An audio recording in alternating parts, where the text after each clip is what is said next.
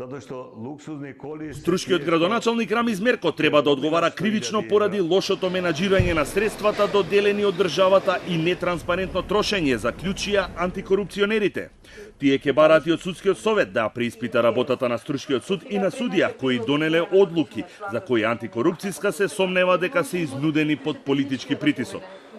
Набавката на луксузното Ауди е иницијалната каписла за антикорупционерите да отворат постапка за Струшкиот градоначалник, но е речиси беззначајна ставка и проблем со оглед на она што го откриле испитувајќи го неговото работење.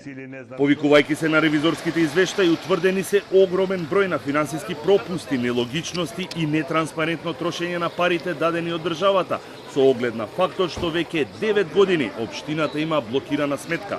Предлагам поради извршување на функцијата спротивно начелата на законитост и интегритет, спротивно јавниот интерес и интересот на општината, да се донесе одлука за покренување на иницијатива за поведување постапка за кривично гонење пред надлежното јавно обвинителство во основа на извештајот број 01-2019-0702/2 од 25.10.2019 година на Државниот завод за ревизија. Антикорупционерите разгледува и преставка околу работењето на ДИК, односно изборот на печатница за печатење на гласачкиот материјал за предвремените избори во 2016 година. Утврдено е дека ДИК, повикувајќи се на итност на постапката, не распишал тендер, туку постапка на преговарање, а повикани биле представниците на две печатници, Киро Дандаро и Европа 92.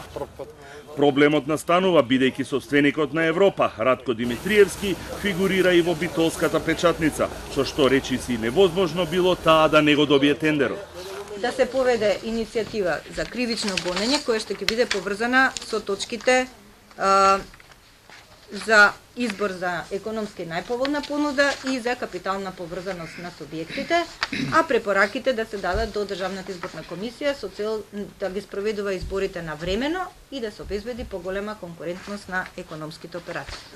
Против одговорното лице во ДИК.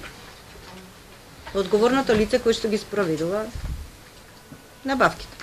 Постапка е отворена и за советникот на премиерот Зоран Заев, Љубомир Зафировски, чиј хонорар се префрла на сметка во странство, иако тој има 3 сметки во домашни банки.